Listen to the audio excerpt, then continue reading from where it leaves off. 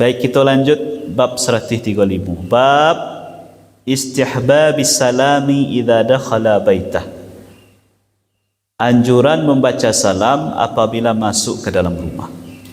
Dasarkan firman Allah Ta'ala dalam surat An-Nur ayat 61. Bismillahirrahmanirrahim. Fa idza dakhaltum buyutan fasallimu ala anfusikum tahiyatan min 'indillahi mubarakatan thayyibah. Apabila kamu masuk ke dalam rumah,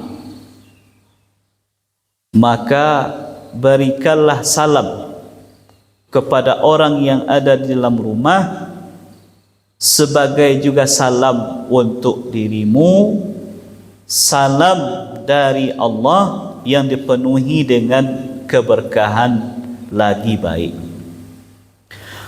Wa an Anas radhiyallahu anhu qala qala li Rasulullah sallallahu alaihi wasallam ya bunayya idza dakhalta ala ahlika fasallim yakun barakatan alayka wa ala ahli baitik. Rawahu Tirmidzi wa qala hadithun hasanun sahih.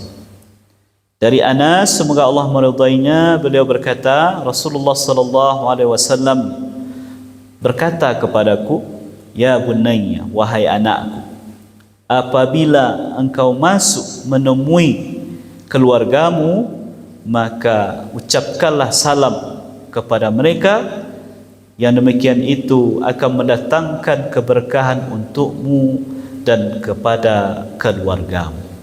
Hadis riwayat Imam Tirmidzi, beliau berkata di sini hasan sahih. Jadi Bapak Ibu, anjuran mengucapkan salam kepada orang yang ada di dalam rumah. Nanti akan ada pembahasan khusus dalam bab al-istizan, cara minta izin. Kalau bertamu tu ba'a caranya. Saya mengucapkan salam, ngetok pintunya ba'a, kemudian hal-hal yang lain mesti diperhatikan, itu yang akan kita dalami. Bila ada pertanyaan, tak ada orang di rumah Ustaz? Nah, tak ada orang di rumah. Nah, cuba saya lihat awak salat ibu ya. Salat awak surang di rumah. Kemudian penutup salat gua, Assalamualaikum. Assalamualaikum. Kasih ibu baca salam tu. Kau awak surang kamar gua, kasih baca salam. Lain nampak ibu jin sembiang kan, ada dah. Lain nampak malaikat. Dah, kasih baca salam. Yo kanan itu tadi. Ka malaikat yang mencatat amal awak, ka jin-jin soleh yang mukmin yang tinggal di rumah awak. Mengucapkan salam walaupun tak nampak dia awak. Masuk juga ketika awak masuk rumah tadi, lah yakin benar awak tak ada orang di rumah, dianjurkan juga baca salam, tapi tak perlu minta izin. Jadi baca salamnya kita berpahala, tak sia salamnya untuk siapa pun yang ada di rumah itu. Apakah itunya manusia wujudnya semua jawab, atau makhluk-makhluk yang lain yang Allah ciptakan yang tak nampak di kita. Dan hikmahnya adalah seperti yang Rasulullah katakan kepada Anas bin Malik. Kecil beliau, ya bunayya, wahai anak. Jadi perlu Bapak Ibu ketahui, Anas bin Malik bukan anak Nabi. Bukan anak Nabi. Tapi kenapa beliau panggil Anas dengan ya bunayya, wahai anakku tersayang? Kalimat saking dakiknya, saking sayangnya Nabi ke Anas. Jadi Anas bin Malik Bapak Ibu punya ibu namanya Ummu Sulaim. Ketika Nabi datang ke Madinah, Anas baru berumur 10 tahun. Ketek baru 10 tahun, kalau awak kini kelas sampai SD baru. Ketek dibawa oleh Ummu Sulaim, anaknya Anas menemui Nabi, ya Rasulullah, anak ambo Anas, ambo serahkan kepada engkau untuk bisa bantu-bantu di rumah engkau. Jadi pembantu Nabi, bukan budak, pembantu. Mulai dari itulah Anas bin Malik intent bergaul dengan Nabi dan keluarga beliau, sehingga daerah Anas bin Malik tercatat sebagai salah seorang sahabat yang paling banyak meriwayatkan hadis dari Nabi. Karena dakik je.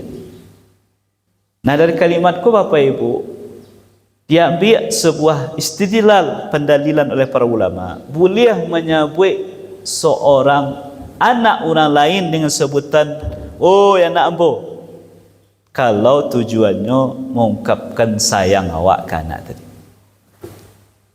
Ananda nak, padahal aku nak anak awak dah kau, tapi dek awak sayang kanyo, ungkapan sayang awak kanyo, kita ucapkan itu boleh. Jadi tidak setiap pelabelan sesuatu itu menggambarkan apa adanya. Contoh ada orang yang mempermasalahkan, kok ada suami dan membanggia istrinya mama, ibu, bunda, tak boleh terus. Namanya zihar kecil,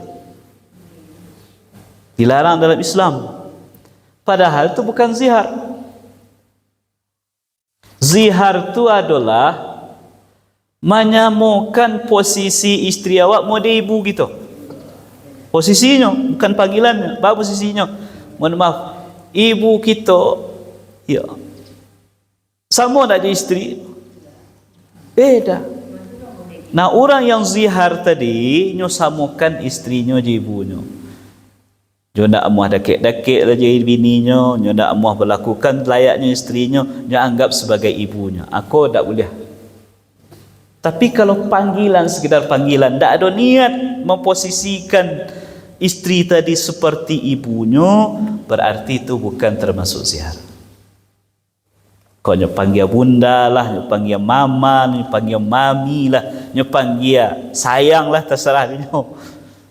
Jadi tak ada masalah, karena yang dilafalkan niatnya bukan seperti itu. Ya bunayya, wahai anak, apabila engkau masuk ke rumahmu menemui keluargamu, maka ucapkanlah salam. Salam itu akan mendatangkan keberkahan untuk dirimu yang mengucapkan salam, dan juga kepada keluargamu yang diucapkan salam. Anjuran baca salam ketika masuk ke dalam